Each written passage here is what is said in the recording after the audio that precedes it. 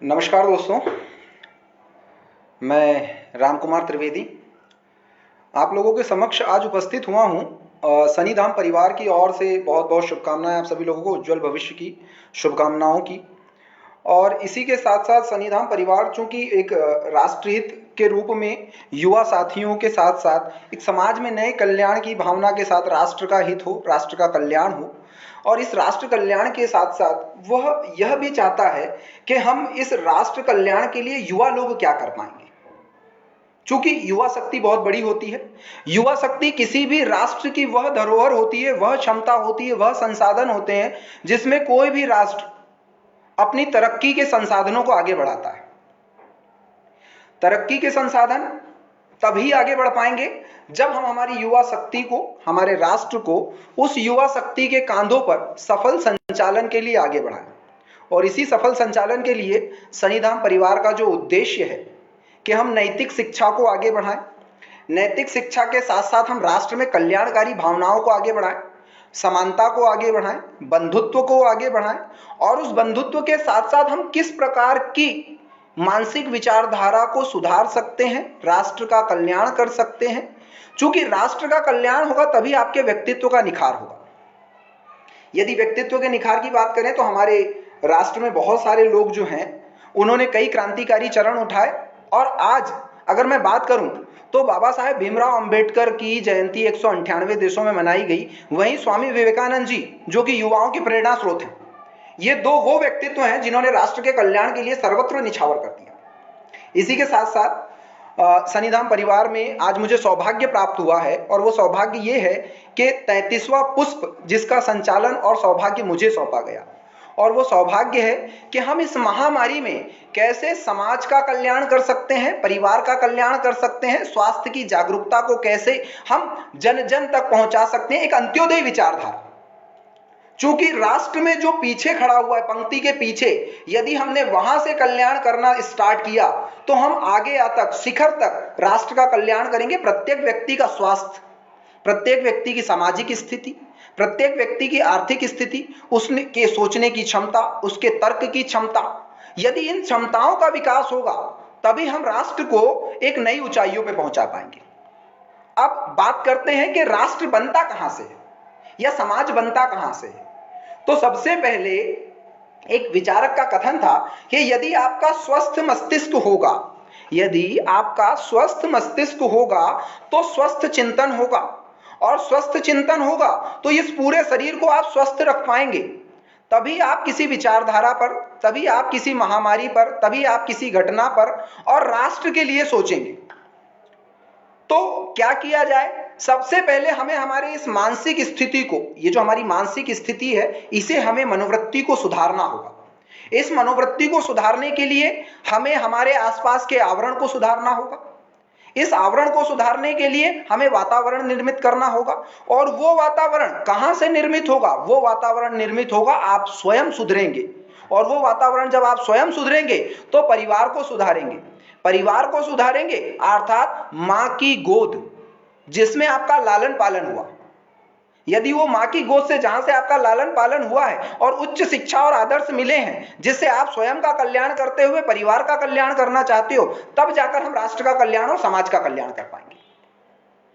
अब हमें क्या करना है? ऐसी महामारी का दौर है, हर तरफ हाहाकार मचा हुआ है, केवल एक भारत नहीं है, या हम इसे कहते हैं कि हमारे देश में 138 करोड़ जनता है। उस 138 करोड़ जनता में विविध धर्म है, क्षेत्रीयता है, भाषा है, लिंग है, नस्ल है, और भी बहुत सारी विविधताएं हैं। यदि हम इन विविधताओं को सकारात्मक रूप से लें तो हम समाज और परिवार दोनों के प्रति जागरूकता पैदा कर सकते हैं, जन जन का ख्याल रख सकते हैं, और उस जन का ख्याल रखने के साथ साथ हम उन लोगों की सुरक्षा भी कर सकते हैं, चाहे महामारी कोई सी भी आ जाए। चूंकि आज समय बड़ी संकट की घड़ी है, और इस संकट की घड़ी में सबसे पहली चीज भय का एक सिद्धांत होता है। भय का सिद्धांत होता है, भय का जो सकारात्मक परिणाम है और जो सिद्धांत है वो ये है कि आप में एकता आ जाती है। वो एकता ऐसी होती है कि जब दो भाई आपस में नहीं बोलते हों और गांव में डाकू आने वाले हैं, तब वो दोनों भाई बोलने लग जाएंगे कि भैया हम एक होकर रहते हैं, यदि किसी का प्रहार हुआ तो हम दोनों हमारे परिवार की रक्षा कर पाएंगे। ऐसी ही एकता इस महामारी में हमें चाहिए ताकि हम इस राष्ट्र और परिवार को बचा सकें। अब चूंकि बहुत छोटी छोटी सी गलतियां जब हम करते हैं, तब जाकर ये छोटी छोटी सी गलतियां एक बहुत बड़ी गलती का रूप लेती है, और ये बहुत बड़ी गलती जो होती है ये महामारी का रूप लेती है। कोरोना वायरस स्टार्ट हुआ, आप सभी लोग जानते हैं जहां से स्टार्ट हुआ, एक बहुत दूर किसी देश से स्टार्ट हुआ, और वो वहां से हमारे पड़ोसी राज्य में, मतलब हमारे भारत में ना आते हुए इटली चला गया, यूरोप चला गया, अमेरिका चला गया, कनाडा चला गया, ब्राजील चला गया। वहां पर तबाही का मंजर रहा। तबाही का मंजर क्या था? मानव और जो हमारी मानव प्रकृति है या जो हम व्यक्ति हैं, हम लोगों को इस संक्रामक बीमारी ने जानलेवा बीमारी में तब्दील कर दिया। कई निर्दोष मासूम लोगों की मौतें हुई, और उन मौतों का कारण क्या था? उन मौतों का कारण यह था कि हमने कहीं ना कहीं इस वायरस को पहचानने में मूर्खता की। हमने कहीं ना कहीं जो प्रबुद्ध लोगों की एडवाइजरी जारी हुई थी, उस एडवाइजरी को नहीं जाना, हमने जागरूकता को नहीं पहचाना। याद रखिएगा, बड़े से बड़ा संकट, चाहे वो कितना भी बड़ा संकट हो, यदि आपके पास जागरूकता नहीं है तो आप उस संकट से नहीं जीत सकते। अब इस प्रकार के संकट से जीतने के लिए आपको जागरूकता लाना होगी। जागरूकता यदि समाज में और परिवार में जागरूकता है तो आप किसी भी, ये महामारी है, इससे भी बड़े भयंकर संकट आते हैं। भूकंप बोल के नहीं आता, 2 मिनट में धरातल पर तबाही मच जाती है, बड़े बड़े महल शिखर ध्वस्त हो जाते हैं। परंतु अगर इसके बारे में हमें जागरूकता मिल गई है कि भूकंप जब आता है तो हमें क्या करना होता है, तो हम हमारे परिवार की भी रक्षा कर सकते हैं और समाज की भी रक्षा कर सकते हैं। चूंकि महामारी है, महामारी संक्रामक रूप लेकर आई है, संक्रामक बीमारी है, और जब महामारी नाम दिया गया, अब मैं आप लोगों को सीधे उस महामारी की ओर ले जाता हूं। जब ये महामारी प्रारंभ हुई तो इसे जूनोटिक बोला गया। जूनोटिक मतलब पशुओं से या जानवरों से, या जंगली जानवर या पालतू जानवर से फैलने वाली बीमारी। हुबई प्रांत से जब ये फैली तो हुबई प्रांत के प्रति लोगों की मानसिक विचारधारा क्रुद्ध हो गई, कुपित हो गए लोग कि हुबई प्रांत वालों ने इस महामारी को जन्म दिया, जबकि महामारी को जन्म किसी व्यक्ति के द्वारा नहीं दिया जाता है। कुछ महत्वाकांक्षी शक्तियां होती हैं जिन्हें अपने विचारधारा को, अपनी महत्वाकांक्षाओं को प्राप्त करने के लिए महामारी जैसा रूप धारण करवाना पड़ता है। और वो तब होता है जब हम मूर्ख की तरह किसी बात को ना मानते हुए, हम उसका विरोध करते हुए बार बार, एक बार नहीं, 10 बार नहीं, 100 बार गलतियां करते हैं। तो भगवान कृष्ण ने 1, 2, 10 गलतियों को माफ किया था, पर सभी गलती माफ नहीं की थी। तो आप सोचिए, जब आप इतनी गलती करोगे, भगवान कृष्ण के युग में इतनी गलतियां माफ नहीं हुई, तो ये तो कलयुग है। यहां पर आप गलतियों को दोहराओगे तो क्या आप इस महामारी से जीत पाओगे? नहीं जीत पाओगे। जरूरी है जागरूकता, जरूरी है हमारा स्वयं का, हमारे शरीर के प्रति, हमारे प्रति, हमारे परिवार के प्रति ध्यान रखना। अब ध्यान रखने के लिए मैं ये नहीं कहता कि एकलव्य भी पैदा हुआ था, या जो भी पैदा हुए थे महान पुरुष, या जो अपनी मां के पेट से शिक्षा सीख कर आया था, यदि वो पूरी शिक्षा सीख कर आता तो उस घेरे को क्रॉस करके वो विजित होकर वापस आता। ये महाभारत का प्रसंग है। परंतु अधूरी शिक्षा थी। मैं नहीं कहता कि आप मां के पेट से सीख कर आए, किंतु यदि कुछ समाज विचारक, कुछ प्रबुद्ध जन या कोई और वशिष्ठ जन आपको कोई शिक्षा दे रहे हो, नैतिक शिक्षा, कि आगे मत जाना, आगे डर है।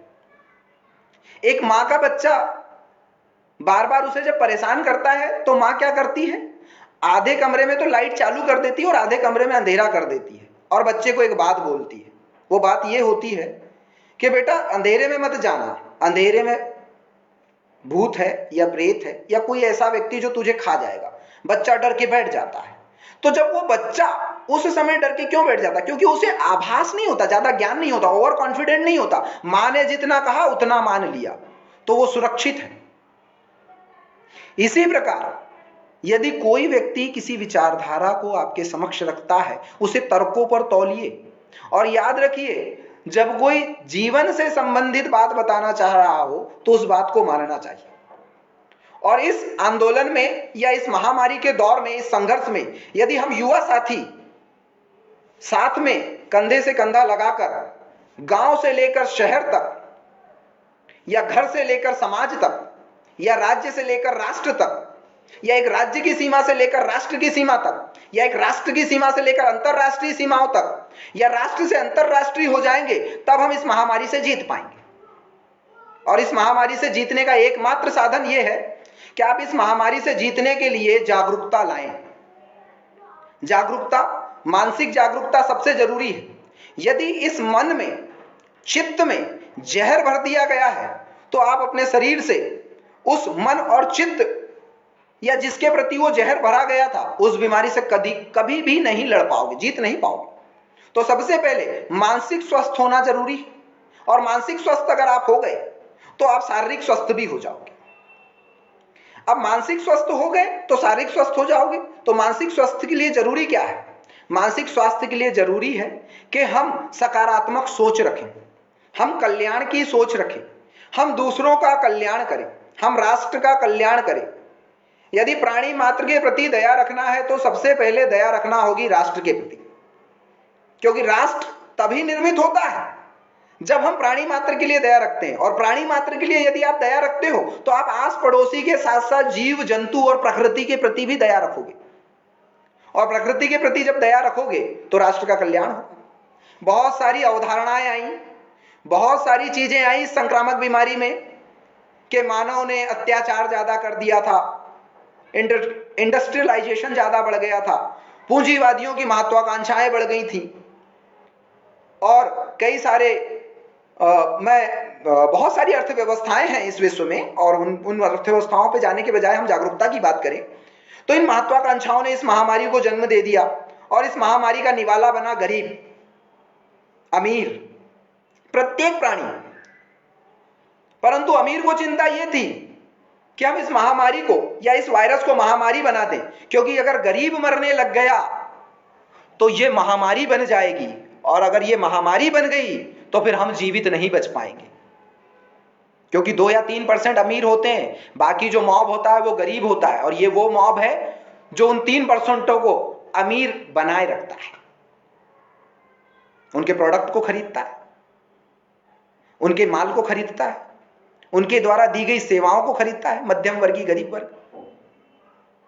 तो जब लगा कि अब यह खतरा बहुत व्यापक हो गया है तो क्या किया जाए, तो मैं इन खाइयों की बात भी नहीं करूंगा, मैं इस महामारी की बात करूंगा।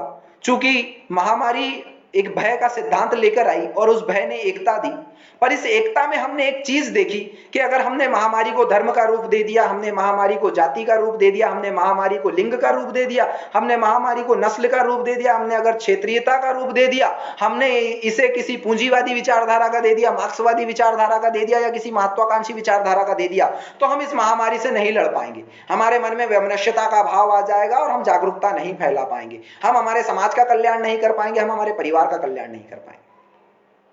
तो सबसे पहले इस विश्व को, इस संसार को, इस भारत को, इस राज्य को, आपके परिवार को एक होना पड़ेगा। यदि पिताजी ने कह दिया है कि आज 8 घंटे आपको इस रूम के अंदर रहना है तो आपको रहना पड़ेगा। अच्छा, भारत की एक सबसे बड़ी विशेषता बोलूं या दुर्भाग्य बोलूं कि 98% पुत्र पिता के संबंध मधुर नहीं है। तो कोरोना महामारी की पहली वैक्सीन थी जब ये कोरोना वायरस था और इसे महामारी बोला गया, तो महामारी बोला गया तो इसकी पहली वैक्सीन थी कि आप लॉकडाउन हो जाएं,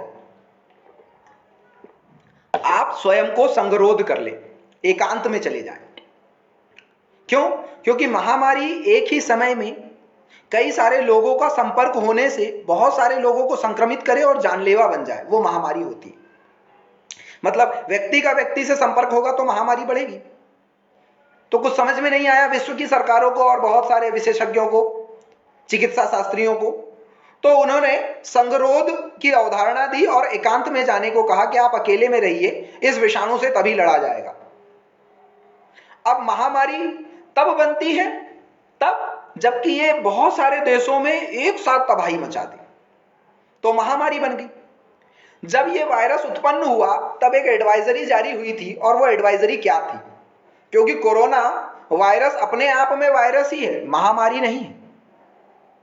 महामारी नहीं है, कोरोना वायरस अपने में वायरस है, परंतु जब इसे अवलंब प्राप्त हुए, जिसे कहते हैं होस्ट प्राप्त होना तो इसे जब होस्ट प्राप्त हुए तब यह महामारी बनी। कैसे बनी? एक गंभीर रोग, आपको शुगर है, आप हार्ट पेशेंट हैं, आप थायराइड के पेशेंट हैं, आपको सीकल सीनिया है, आपको कैंसर है, आपको अन्य रोग प्रतिरोधक क्षमता की बीमारियां हैं, तो ये वो लोग थे जो इस महामारी का सीधा निवाला थे। महामारी गई और इन्हें निवाला बना लेगी। ये एडवाइजरी जारी हुई कि शुगर पेशेंट, हार्ट पेशेंट और अन्य विविध बीमारी वाले संगरोध का पालन करें, और अगर इस प्रकार का कोई पेशेंट किसी परिवार में होता है तो वो उससे दूरी बना ले। खास करके युवा लोग अपनी बाहर की एक्टिविटीज बंद करें, सार्वजनिक स्थलों पे जाना बंद करें, तब हम इस महामारी से लड़ पाएंगे।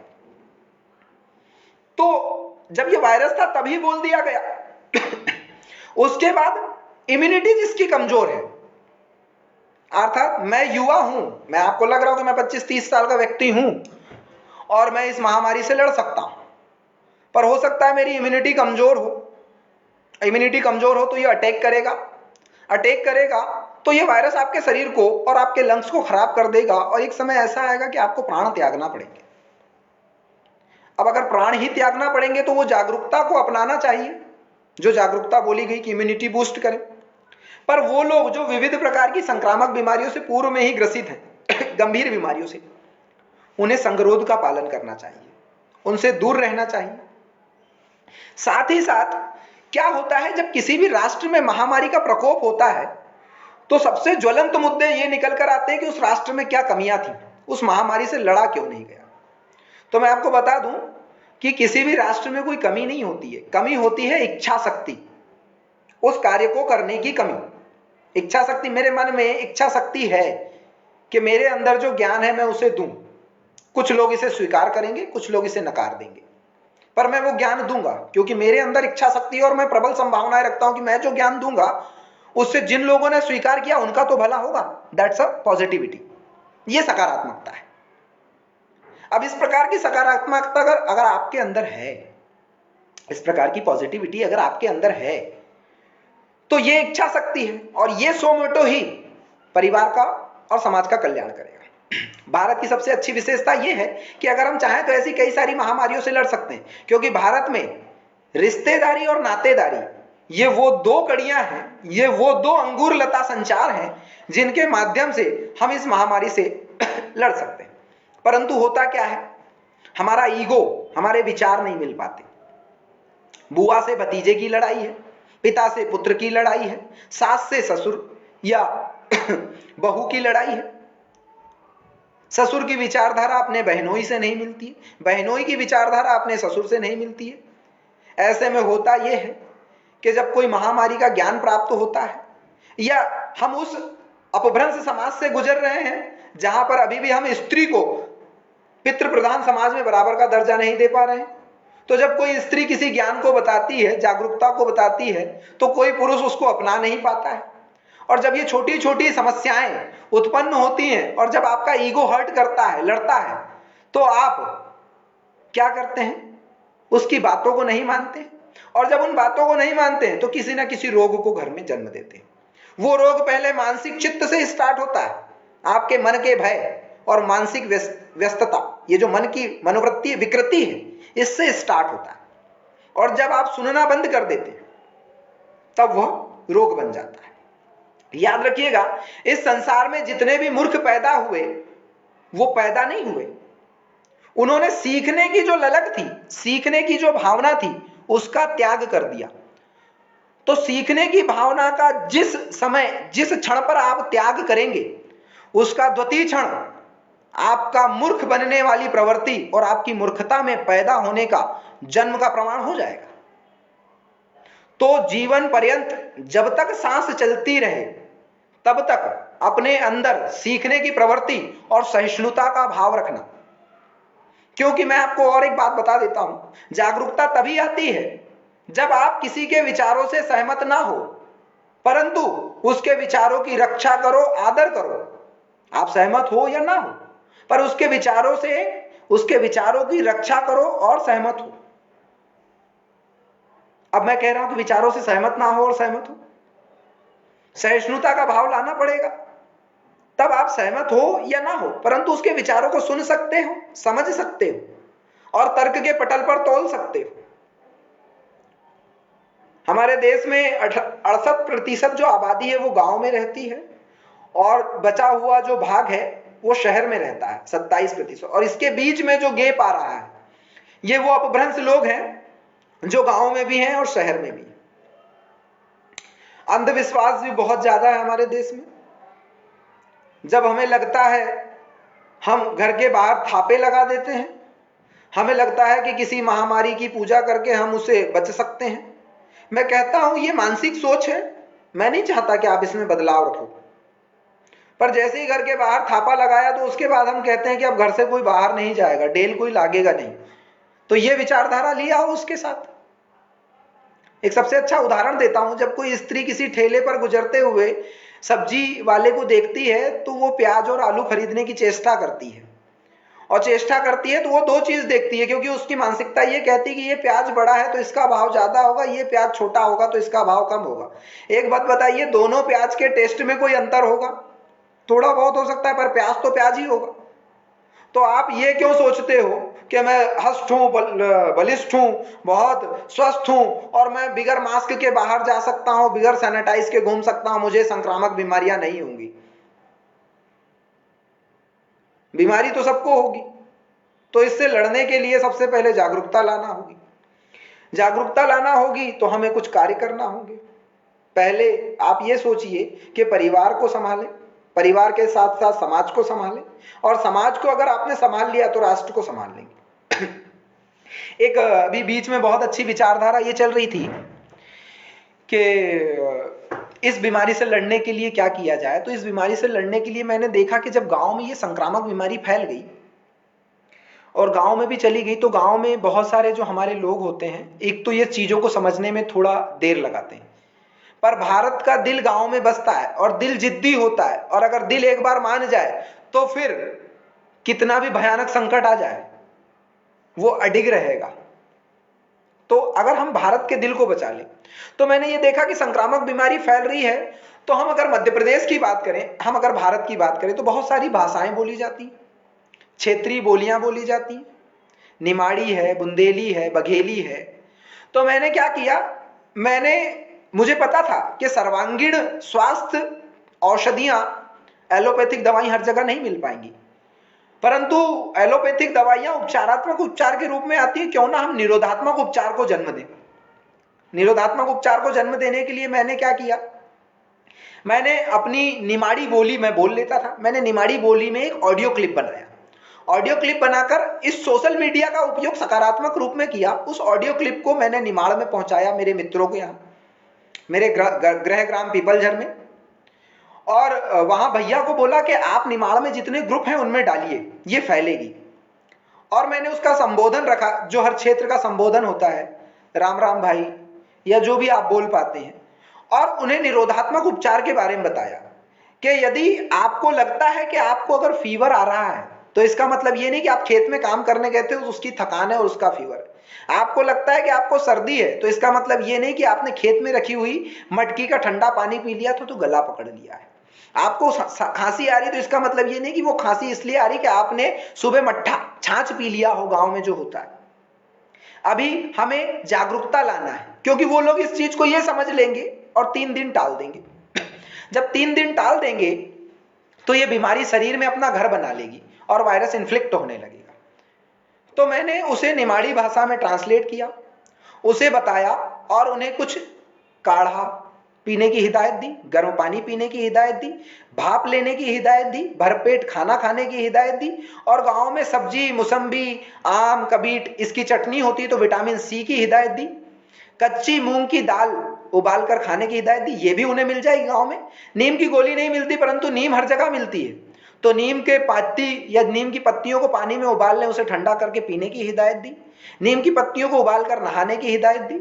अदरक मिल जाती है, तापमान शरीर का बढ़ जाता है, बुखार नहीं उतरता है, तो मैंने अदरक के चूर्ण को गर्म पानी में गर्म कर लो, उबाल लो, और उसको ठंडे पानी में एकदम रूम टेम्परेचर का हो जाए उतना करके नहा लो, टेम्परेचर कम होगा। प्याज को बारीक पीस कर हाथ की हथेलियों में और पैर में लगाने की हिदायत दी, तापमान कम होगा। साथ ही साथ इसके बाद मैंने उन्हें काढ़ा तो पीने की हिदायत दी। फिटकरी का पानी, चूंकि फिटकरी क्या है, नॉन एलर्जिक दवा है, एक एंटीबायोटिक है, एंटीवायरल ड्रग है, तो हम पानी जब भरते हैं तो मटके में उस फिटकरी को घुमा दें। हम जब किसी टंकी से पानी नहाने का लेता है उसे घुमा दें, क्योंकि कुछ अंश पानी का हमारे मुंह के अंदर जाएगा। तो यदि इस प्रकार की निरोधात्मक उपचार की एक श्रेणी, एक निरंतरता हम बना लेते हैं, तो हम इस वायरस को सीवियर होने वाली कंडीशन, या मैं ये कहूं कि इसे माइल्ड होने तक भी नहीं पहुंच पाएंगे और मॉडरेट पर ही खत्म कर देंगे। गर्म पानी पीने की हिदायत दी। साथ ही साथ जब आपको लगता है कि हम किसी बीमारी का लक्षण हमारे अंदर दिख रहा है, तो मैंने इन्हें संगरोध होने की हिदायत दी, ताकि आप एकांत में जाएं, अकेले रहें, समझें, कुछ दिन दूर रहें परिवार से। तो हम हमारे वृद्धजनों को बचा लेंगे, हमारे बच्चों को बचा लेंगे। यदि परिवार में एक व्यक्ति संक्रमित हुआ है तो वो स्वयं स्वस्थ हो जाएगा, बाकी के पूरे परिवार को बचा लेगा।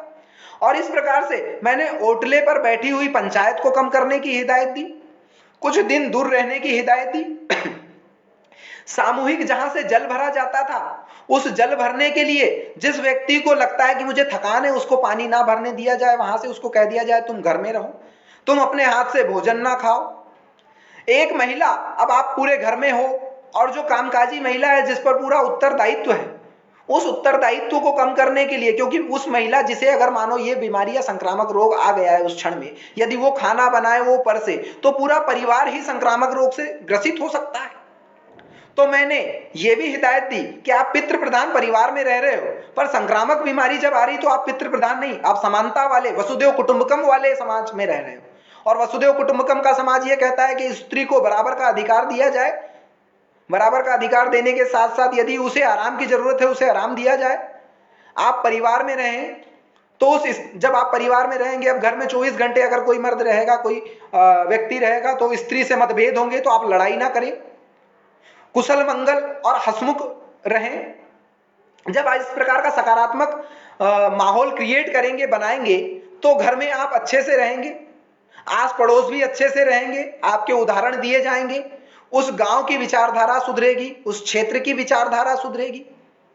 साथ ही साथ ये संक्रामक बीमारी का दौर है, किसी जाति को किसी बीमारी से सूचीबद्ध ना करें, किसी धर्म को किसी बीमारी से सूचीबद्ध ना करें, किसी लिंग को किसी बीमारी से सूचीबद्ध ना करें, किसी क्षेत्र को किसी बीमारी से सूचीबद्ध ना करें।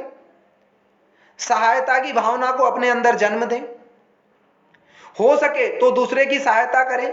सोशल डिस्टेंसिंग, जिसे हम सामाजिक दूरी कहते हैं, उसका पालन करें। अभी एक दृश्य आया था गांव से निकलकर, जिसमें एक वृद्ध को शायद वो संक्रामक बीमारी हुई और उसकी डेथ हो गई, परंतु उसकी डेड बॉडी को जब हटाया गया तो उसके लिए जेसीपी जैसे यंत्र का उपयोग किया गया। मैं बड़ा व्यथित हुआ, क्योंकि आप याद रखिए कि जहां पर या तो कोई निरा मूर्ख हो या बहुत बड़ा ज्ञानी हो, इन दोनों को समझाने के लिए केवल प्रयास की जरूरत होती, हार नहीं मानना चाहिए। तो निरा मूर्ख को समझाना और बहुत बड़े ज्ञानी को समझाने के लिए हमें थोड़ा टाइम लगता है, इसलिए हम मध्यम मार्गी बनते हैं, क्योंकि किसी भी ज्ञान को आगे बढ़ाने के लिए मध्यम मार्गी होना आवश्यक है। तो मैंने देखा कि उस बुजुर्ग को किसी ने कंधा नहीं दिया, हाथ नहीं लगाया। तो मैंने ये कहा कि ये स्थिति बनी क्यों, क्योंकि वो मॉडरेट से माइल्ड हुआ, माइल्ड से सीवियर हुआ और उसकी डेथ हो गई। तो ऐसा ना हो, तो अगर किसी को संक्रामक बीमारी होगी तो गांव में छुआछूत का बहुत पालन किया जाता है। तो मैंने ये भी कहा, जिसे हम मास्क कहते हैं उसे ग्रामीण क्षेत्रों में और कई भाषाओं में डट्टा कहते हैं, कि मुंह पे बांध लो तो संक्रामक बीमारी या वायरस या ड्रॉप रेट अंदर ना जाएगा, तो आप संक्रामित नहीं होंगे। मैंने उन्हें कहा कि बढ़िया अपने मास्क, अपने चेहरे पे मास्क लगा लो, आंखों को अगर कवर कर सकते हो तो बहुत सारे, हम भारतीय जुगाड़ पे जीते हैं, हम जुगाड़ कर सकते हैं, आंखों को कवर कर लो, फेस को कवर कर लो, और उस संक्रामित रोगी की आपको पूरी चिकित्सा करना है।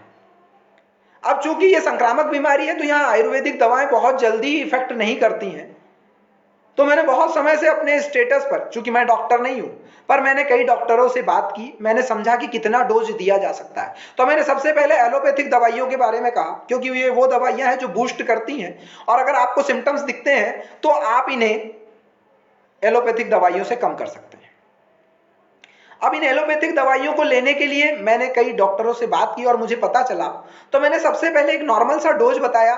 मैंने कहा कि आप azithromycin, paracetamol, Zincovit, Limcee, cetirizine, इसका डोज लीजिए। हालांकि मैंने इसमें परिवर्तन किया, वो अमूलचूल परिवर्तन ये था कि मैंने इसे दिन में एक बार ना लेने का, इसे 12 घंटे के अंतराल पर रिपीट करने को कहा। और दोस्तों एक और बात मैं बताना चाहूंगा मेरे प्रिय मित्रों, कि ये जो दवाइयां होती हैं, ये जो ड्रग होते हैं, ये आपके शरीर में तभी इफेक्टिव होंगे, तभी प्रभावकारी होंगे जब आप पर्याप्त मात्रा में भोजन लेते हो। और मैंने इसका उदाहरण देखा कि यदि आप भूखे रहते हो तो आपको चक्कर आएंगे, हेडक होगा, एसिडिटी बनेगी, घबराहट होगी, पानी की मात्रा कम पियोगे, भोजन करोगे तो पानी की मात्रा जाएगी शरीर में, और जब इन सब चीजें का अभाव होगा तो ब्लड सर्कुलेशन रुकेगा। अब जो वायरस है वो बहुत दुगनी गति से एक्टिव होगा। तो इन दवाइयों के पहले आप पर्याप्त मात्रा में डाइट ले, भोजन करें। खाना चाहे जितना भी इस बीमारी में दुश्मन बन जाए, अच्छा ना लगे, पर खाना खाना अनिवार्य है, तभी इस बीमारी से लड़ पाओगे। अब चूंकि एलोपैथिक दवाई हर जगह उपलब्ध नहीं होती है, तो इस बीमारी का सबसे एक अच्छा उदाहरण मैंने ये भी देखा, मैंने समझा इसे, कि जब ये वायरस मुंह से जाता है अंदर या नाक से जाता है, तो घ्राण संवेदनाएं जब भी किसी चीज को अंदर लेती है तो इस मस्तिष्क को पहले आभास होता है। जब इस मस्तिष्क को आभास होता है फिर ये यहां कंठ तक आती, और इस बीमारी का यही रूट है। तो इस बीमारी का इसी प्रकार से प्रवेश होता है। तो हम इस प्रवेश को ही पहचान कर उसी समय अगर हम स्टीम ले लें, गर्म पानी पी ले, काढ़ा पी ले, उचित औषधियां जो हमारे यहाँ पर आयुर्वेदिक औषधियां या जो ग्रामीण औषधियां हैं उसे खा लें, तो हम इसे असिम्प्टोमेटिक बना सकते हैं और 14 दिन में इस जंग को आराम से जीत सकते हैं। चूंकि हम ये भूल कर जाते हैं। अच्छा, पढ़ा लिखा जब ये भूल करता है तो बड़ा व्यथित होता हूं, दुखी होता हूं और समझाइश भी देता हूं कि आप इस प्रकार की भूल क्यों कर रहे हैं। अच्छा, एक बात और है कि हम ये सोचते हैं कि हमने हमारे शरीर को बैसाखी दे दें। चूंकि जुगाड़ इतनी अच्छी चीज होती है, अगर आप जुगाड़ पे जिंदगी जियो तो अच्छी बात है, और अगर आप सेल्फ डिपेंड होते हो तो वो बहुत अच्छी बात है। क्या करते हैं, हम निर्भरता वाली जिंदगी जीते हैं। 2 दिन तक तो बुखार आता है तो घर में ही क्या कर लेते हैं, पहले तो उस बुखार को नॉर्मल वे में लेते हैं। तीसरे दिन हम डॉक्टर के पास जाते हैं तो डॉक्टर को भी नहीं बताते हैं। अब डॉक्टर चूंकि उसके मेडिसिन शास्त्र से जुड़ा हुआ है, उसके चिकित्सा शास्त्र से जुड़ा हुआ है, तो विविध प्रकार की जांचें लिख देता है। जबकि पिछले 1 साल से चिल्लाया जा रहा है कि यदि आपको बुखार आता है, यदि आपको गले में खराश है, यदि सरदर्द हो रहा है, यदि नाक चुभन हो रही है, चोक हो रही है और सूख रही है, यदि सरदर्द करके साथ साथ बदन दर्द कर रहा है, लूज मोशन हो रहे हैं, घबराहट हो रही है, और ये सब चीजें एक के साथ एक के बाद एक पूरे दिन भर में आ जा रही हैं, तो आपको ये कोरोना महामारी है, कोरोना का संक्रमण। और इसका यूनिवर्सल प्रोटोकॉल, यूनिवर्सल दवाइयां सबको बता रखी। यदि प्रथम दिन इनको पहचान लिया गया तो आप स्टीम, भाप, काढ़ा वगैरह लें और एलोपैथिक दवाइयां लें, आप सुधर जाएंगे। उसके बाद आप आयुर्वेदिक दवाइयां लें और भरपेट भोजन करें। परंतु मानव इस बात को मान ही नहीं रहा। हम बाहर जा रहे हैं, मास्क नहीं लगा रहे हैं, हम हैंड सैनिटाइज नहीं कर रहे हैं, हम घर आके हाथ नहीं धो रहे हैं। अच्छा, गांवों में तो पालतू पशु भी उसी घर में रहते हैं जहां हम रहते हैं। गाय का दूध निकाल लिया, गाय को माता मानते हैं हमने, उसके पैर छू लिए, आकर खाना खाने लग गए। ये छोटी छोटी भूलों को अगर हम इस क्षण, ये महामारी के काल में रोक कर हाथ धोकर भोजन करें तो हम इस महामारी को रोक सकते हैं। परंतु हमने ये भी नहीं किया, क्योंकि हम मानना नहीं चाहते ना किसी की बात को। हम, हमारी आइडियोलॉजी है मुझे कुछ नहीं होगा। तो ये जब मुझे कुछ नहीं होगा, जब मैं की भावना आ जाती है, तो बकरी जिंदगी भर मैं करती है, और जब उसे काटते हैं तब भी उसके मुंह से क्या निकलता है, मैं। तो ये मैं की भावना ही आपका क्या कर देती है, आपके जीवन का हास कर देती है। तो उस हास को ना होने दें। तो इस प्रकार की बीमारियों को रोकने के लिए हम इस प्रकार की जागरूकता, या हमारे घर परिवार या समाज या गांव या प्रदेश या जिले का कल्याण हम कर सकते हैं, और इसी प्रकार से हम राष्ट्र को बना सकते हैं। अब चूंकि निर्भरता की बात जो मैं कर रहा था, तो निर्भरता कैसी, आपको लगता है कि डॉक्टर के पास जाने से आप सुधर जाओगे, डॉक्टर ने जो दवा गोली दी आप खा लोगे, पर मन में एक बात बना ली कि यार अब ये रोग कौन सा है, दिमाग, डॉक्टर ने 50 जांचें लिख दी हैं, मैं वो जांचें कर लूं। तो अच्छी बात है, डॉक्टर साहब आपके चिंतक है, पर मुझे ये बताइए कि क्या ऑक्सीजन मिलने के बाद, क्या आईसीयू बेड मिलने के बाद, क्या रेमडेसिविर मिलने के बाद, क्या पर्याप्त दवाइयां मिलने के बाद, क्या हॉस्पिटल में जाने के बाद वो जो 3% जो इस महामारी में अपने प्राण को त्याग चुके हैं, क्या वो जीवित रह गए? क्या वो जीवित रह गए? और क्या पर्याप्त संसाधन है? कि हम इस महामारी से हर किसी को हॉस्पिटलाइज कर लेंगे, ऑक्सीजन दे देंगे, आईसीयू बेड दे देंगे, रेमडेसिविर ये जो एक इंजेक्शन बहुत ज्यादा अभी प्रभावकारी हो रहा है जिससे बच जाओगे? नहीं बच पाओगे। क्यों? क्योंकि जिस शुगर बीमारी से आप ग्रसित हो, जिस हार्ट अटैक से आप ग्रसित हो, जिस एलर्जिक से आप ग्रसित हो, या जिस विविध प्रकार की गंभीर बीमारियों से आप ग्रसित हो, सिकल सिनिया या थायराइड, तो इन बीमारियों के साथ साथ इन ड्रग को देने पर क्या होता है, वो बहुत जल्दी बॉडी एक्सेप्ट नहीं कर पाती है। हर एक ड्रग की अपनी प्रकृति होती है उस बीमारी से लड़ने के लिए, परंतु कभी कभी क्या होता है कि वो कोरोना के प्रति लड़ेगी पर शुगर के प्रति अपना जहर पैदा कर देगी, शुगर बढ़ा देगी जब हाई डोज लगेंगे, और शुगर जब बढ़ेगी तो क्लॉट से स्टार्ट हो जाएंगे, क्लॉट से स्टार्ट होंगी तो फिर क्या होगा, हार्ट अटैक जैसी समस्या होगी। इसीलिए सबसे ज्यादा कोरोना महामारी में शुगर पेशेंट्स को हार्ट अटैक हो रहा है, क्योंकि शुगर बढ़ती है जब हाई डोज दिया जाता है, शुगर बढ़ती है, शुगर बढ़ती है तो रक्त पतला नहीं होता है, हार्ट बीट बढ़ती है, क्लॉट्स बढ़ते हैं, क्लॉट्स बढ़ते हैं तो हार्ट अटैक हो जाता है और डेथ हो जाती है। तो हम इस स्थिति या इस प्रकार की विचारधारा क्यों रखें, हम क्यों जाएं वहां, हम निरोधात्मक उपचार का उपयोग क्यों नहीं करना चाहते? हमें निरोधात्मक उपचार का उपयोग करना चाहिए। तो अगर इस प्रकार की जागरूकता अगर आपके अंदर आ जाए तो हम चिकित्सा या जो जितने भी अस्पताल हैं यहाँ केवल कैजुअलिटी के ही केस जाएंगे। हमारे जैसे युवा और हमारे वृद्ध और हमारे पितृ, या जो हमारे घर में हमारे भाई बहन हैं, या जो हमारा समाज है जिसे हमने अपने राष्ट्र की धरोहर और अमूल्य रत्न माना है, और जिस संस्कृति पे हम गर्व करते हैं, हम सनातन संस्कृति वाले हैं, वसुदेव कुटुंबकम वाले हैं, सर्वधर्म वाले हैं, सबका कल्याण करने की विचारधारा रखते हैं, तो हम खुद के लिए इतनी लापरवाह क्यों हो सकते हैं? हम क्यों नहीं मान सकते इन बातों को?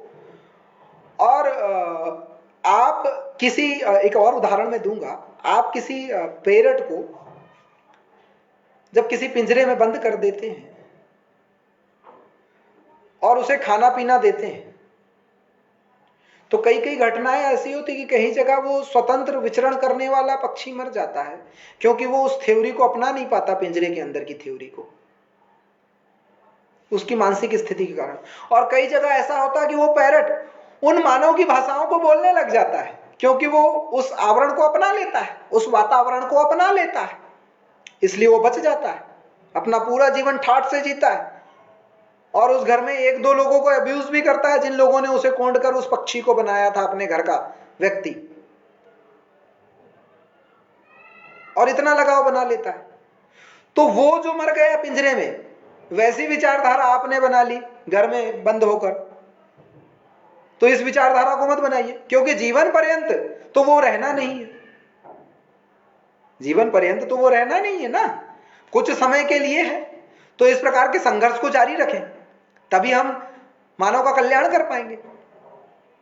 अब इस मानव के कल्याण के लिए जो जरूरी होता है, तो मैंने किसी भी महामारी में 3 चीजों का अभाव भी देखा है, और उन 3 चीजों के साथ साथ 2 चीजों का पर्याप्त और प्रचुर मात्रा में भाव भी देखा है।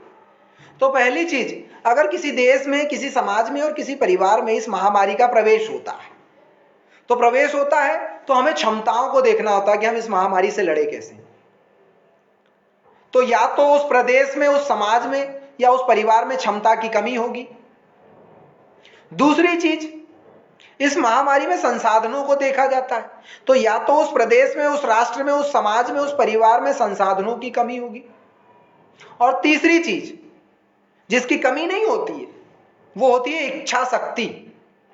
किसी दुर्घटना से, किसी घटना से, किसी महामारी से, किसी संकट से या किसी विपत्ति से, किसी आपदा से लड़ने की इच्छा शक्ति, और वो इच्छा शक्ति जब प्रबल होती है तो इस मानसिक स्थिति को संबल प्रदान करती है, और जब इस मानसिक स्थिति को संबल प्रदान करती है तो इस शरीर को ताकत मिलती है, और जब ताकत मिलती है तब हम उस संकट से लड़कर बाहर निकल कर आते हैं और विजेता बन जाते हैं। अब हर समाज में, हर राष्ट्र में, हर जगह क्षमताओं का अभाव होना, संसाधनों का अभाव होना, ये नहीं है। हम 21वीं सदी के भारत में जी रहे हैं, जहां पर ट्रिपल पी के आधार पर हम सबसे बड़ी अर्थव्यवस्था बनने वाले हैं। उस राष्ट्र में ऐसा तो नहीं हो सकता। तो क्षमता है, तो उस क्षमता का उपयोग हमें किस लिए करना था? संसाधनों को बढ़ाने के लिए करना था। संसाधन कौन से संसाधन, क्षमताएं कौन सी? आपातकालीन तंत्र को विकसित करना, और उस आपातकालीन तंत्र को विकसित करने के लिए संसाधनों का इष्टतम उपयोग करना, और उन संसाधनों का इष्टतम उपयोग करने के लिए इच्छा शक्ति को जागृत करना। और जब इच्छा शक्ति को जागृत कर लोगे तो इस महामारी से आराम से लड़ लोगे। हंसते हंसते इस महामारी को कह दोगे तुम भी मलेरिया टाइफाइड जैसी महामारी के साइड में लग जाओ, और कोरोना को हम वही 10-20 का सर्दी खांसी का डोज लेके छींक देंगे और दूर हो जाएगी। परंतु इन 3 चीजों का हमने क्या किया? उपहास उड़ाया, अवहेलनाएं की। मेरे अंदर इच्छा शक्ति थी कि मैं मेरे परिवार की रक्षा कर सकता हूं, मैंने की। मेरे अंदर इच्छा शक्ति थी कि मैं व्हाट्सएप स्टेटस पर जो जानकारी दूंगा उसका सकारात्मक प्रयोग होगा। मेरे सागर के मित्र ने कहा कि मित्र, आपने जो व्हाट्सएप पर गोली दवाइयों की एक लिस्ट डाली थी, मैं जब घर पहुंचा तो मेरी मां को मैंने उन गोली दवाइयां दी और वो 3 रोज में स्वस्थ हो गई, और उसने मुझे 15वें दिन सहृदय धन्यवाद कहा। मैं अत्यंत प्रसन्न हुआ, और उसने कई लोगों को बताया भी। तो यदि हम इन बातों को मानने लग जाएं, हमारे संसाधनों को आंकने लग जाएं, हमारी क्षमताओं को जानने लग जाएं, हमारी इच्छा शक्ति को जागृत कर लें, तो हम इससे लड़ सकते हैं। अब साथ ही साथ जब हम ये करने लगे, लड़ने लगे, तो हमारी मानसिक स्थिति और लड़ने लगी। फिर कुछ और संकट आने लगे सामने। बहुत सारे स्टेटस ओम शांति, बहुत सारी जगह तनाव, अवसाद, अकेलापन, घबराहट, डर, भय। तो ये डर भय हमें सकारात्मकता देता है संघर्ष करने की। डार्विन की थ्योरी है, प्रकृति का न्याय है कि अगर आप प्रकृति के अनुसार जागरूक होकर लड़ने लग जाओगे तो आप आपका अस्तित्व बचा पाओगे। तो इस अस्तित्व को बचाने के लिए आपको लड़ना तो पड़ेगा ना, लड़ना पड़ेगा।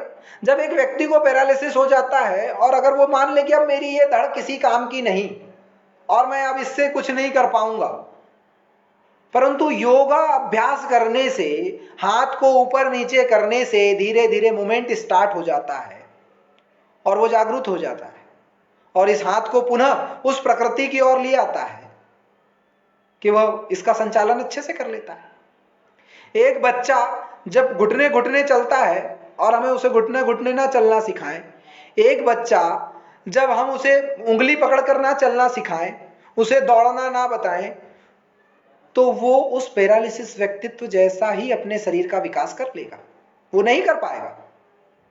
तो जब हम एक बच्चे को विकसित करके एक सभ्य मानव बना सकते हैं, तो आप अपने अंतर्मन की चेष्टा को जागरूक करिए ना, आप लड़िए, आपको संघर्ष करना होगा। और इस संघर्ष की बेला में प्रत्येक युवा साथी को ध्यान देना होगा। 21वीं सदी का सबसे युवा देश है भारत, और इस 21वीं सदी के युवा देश ने इस महामारी के 2 साल को अपनी मूर्खता से, अपने जीवन से और अपनी जवानी से बर्बाद कर दिए। इस महामारी का सदुपयोग करना था। माननीय प्रधानमंत्री जी ने अपने भाषण में कहा था कि आपदा को अवसर में बदलें, अर्थात आपदा आई है उसको अवसर में बदलना है, मतलब सबसे पहले हम इस आपदा से लड़ें।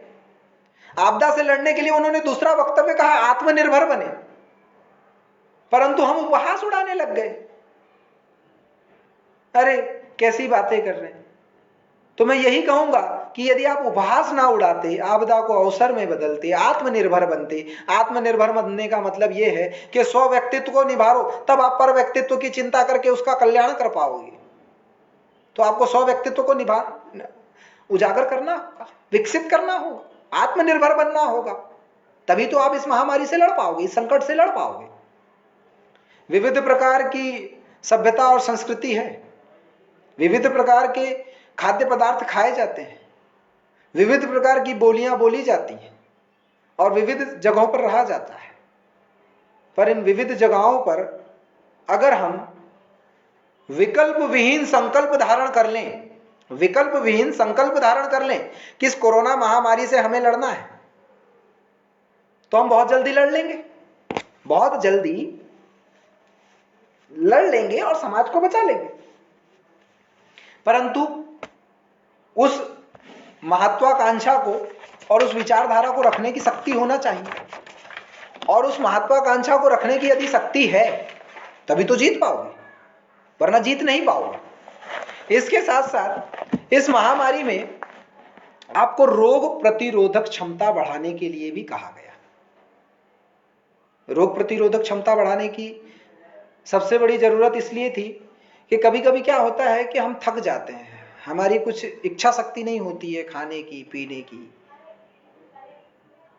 तो याद रखिएगा, गरीब के घर 56 भोग नहीं लगते और अमीर के घर कभी रोटी चटनी नहीं बनती, परंतु एक गरीब की आयु और एक अमीर की आयु 70 साल है। क्यों है? क्योंकि उसे जो मिला उसने उसे अमृत समझ के खाया, अमृत समझ के खाया, उसने अपने जीवन को खुश और हंसी से जिया। एक महल में रहने वाला चिंता में है, एक झोपड़ी में रहने वाला चिंता में नहीं है, क्योंकि मोह माया का त्याग कर कर आपको स्वस्थ मस्तिष्क रखना है, तभी तो आप जीत पाओगे।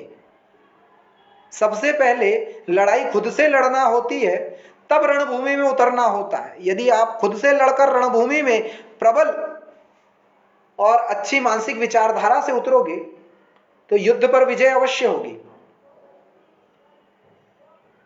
युद्ध पर विजय अवश्य होगी। और युद्ध पर विजय होने के लिए आपको सोचना समझना पड़ेगा। अब हम बात करते हैं मानसिक स्वास्थ्य की। मानसिक स्वास्थ्य क्या होता है? बहुत देर से मैं बातें कर रहा हूं, तो मानसिक स्वास्थ्य की अगर बात करें तो सबसे पहले आप परेशान होना बंद कर दो। यदि आप परेशान हो तो आप कुछ नहीं कर पाओगे, आप खुद को नहीं संभाल पाओगे, तो परेशान होना बंद कर दो। दूसरा, दुखी होना बंद करो। कब तक दुख को अपने अंदर बनाकर रखोगे? तो दुखी होना बंद करो। तीसरा, आपका जो अकेलापन है इसको अपनी ताकत बनाओ, क्योंकि महामारी में तो अकेले रहने पर ही हम संक्रामक से दूर रह सकते, तो इसको अपनी ताकत बनाओ। चौथा, तनाव जो बढ़ रहा है, जो यहां था अब यहां आ गया, इसको कम करो। पांचवा, जो बेचैनी उत्पन्न हो रही है, अरे मैं यहां बैठा हूं, वहां क्या हो रहा होगा, वहां क्या हो, ये बेचैनी को कम कर दो। छठा, अवसादग्रस्त होना कम करो। कैसा? पिता ने आपको डांट दिया, आप अवसाद में आ गए, मेरे पिताजी मुझे डांट रहे हैं, मैं निकम्मा हूं, मैं कुछ नहीं कर रहा हूं। ठीक है, उनका अधिकार है आपको डांटना, क्योंकि आप उनके पुत्र हो। या आपने किसी बुजुर्ग की बातों की अवहेलना कर दी तो बुजुर्ग व्यथित है, परंतु हालांकि ये हो सकता है कि ये नकारात्मकता हो, परंतु बुजुर्ग को अपनी क्षमताओं को आंकना चाहिए और समझना चाहिए कि आज के युवा में थोड़े संस्कारों की कमी आ गई है, इसलिए आपकी बातों की अवहेलना की है उसने। तो उस बात से अवसादग्रस्त हो जाना, बेचैनी ले आना, परेशान होना जरूरी थोड़ी है। अभी तो अपने स्वास्थ्य का ध्यान दो, बाद में हम बताएंगे। समय सबका आता है, बोलकर आता है, और समय का और उसका उस क्षण का इंतजार करना पड़ता है। उसके बाद आपकी मनोविकृति, जब इन सब चीजों का आपके अंदर धारण हो जाती है तो मनोविकृत हो जाता है। मनोविकृत हो जाता है तो अब आप में क्या होगा? आप में चिंता होगी, आप में भय होगा, आप में मानसिक विकृतियां जन्म लेंगी। और जब ये जन्म लेंगी तो कोई सा भी, थोड़ा सा भी अगर फ्लू होगा ना, या कुछ भी होगा, जैसे ये महामारी है, इसको महामारी बोला गया है, महामारी बनाया गया है, मैं वो भी बताऊंगा कैसे महामारी बनी। तो वो जहर उत्पन्न करेगी, जहर उत्पन्न करेगी तो आप इस संक्रामक वायरस का क्या बन जाएंगे? निवाला बन जाएंगे।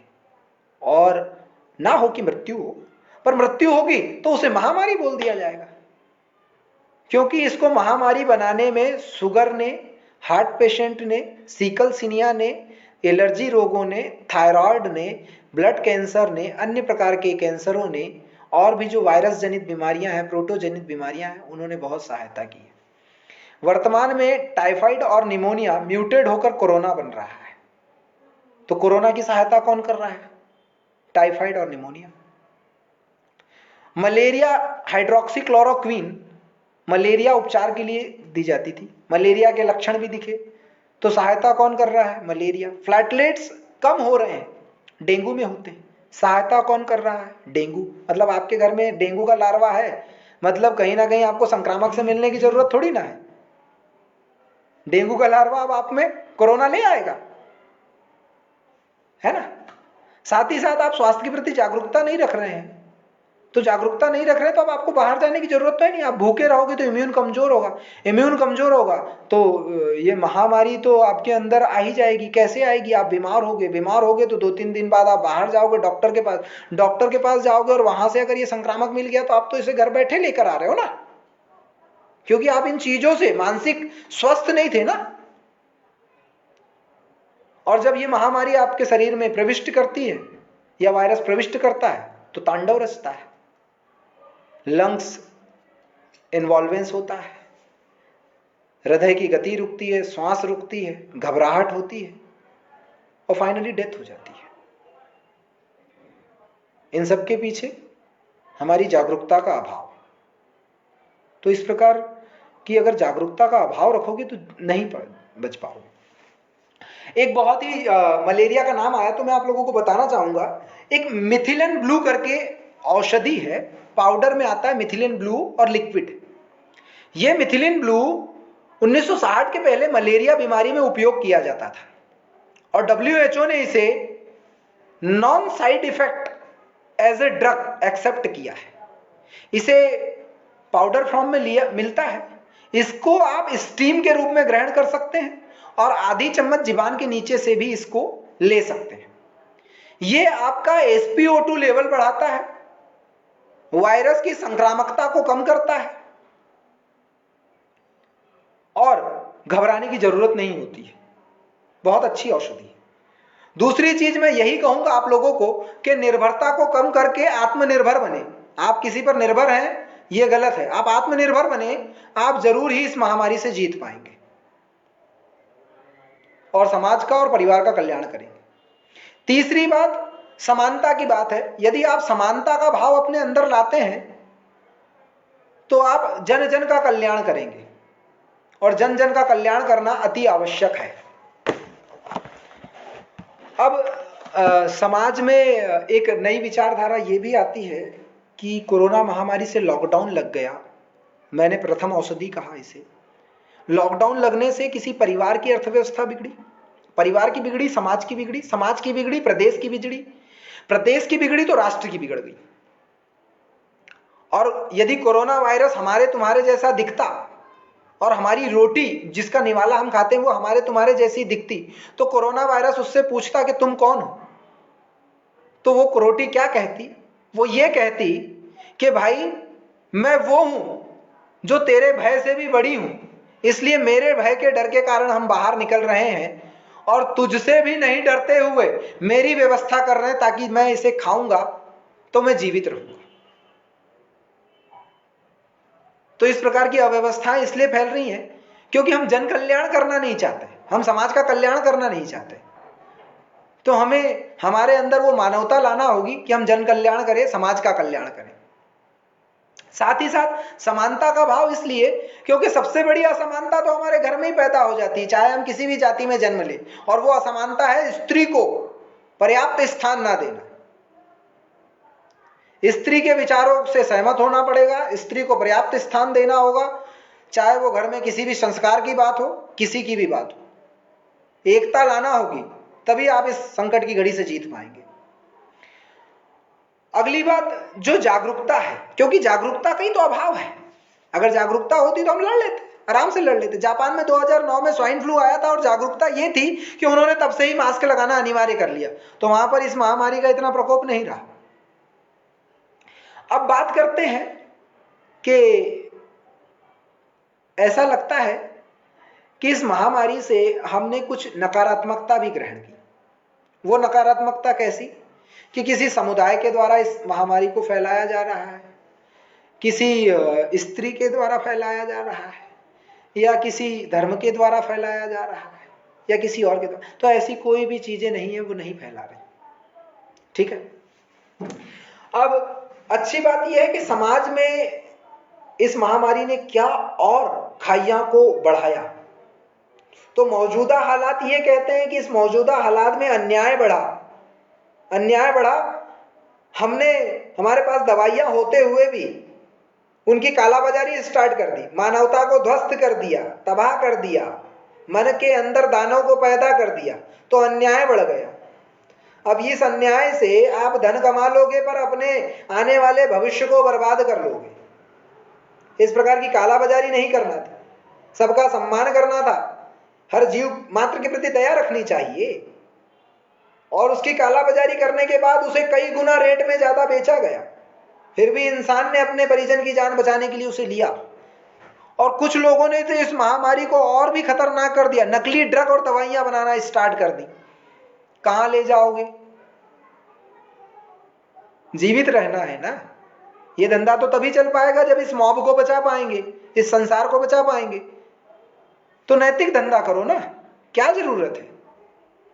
समाज में अच्छी विचारधारा लाओ। उसके बाद हमने नस्लवाद, जातिवाद टिप्पणियां स्टार्ट कर दी।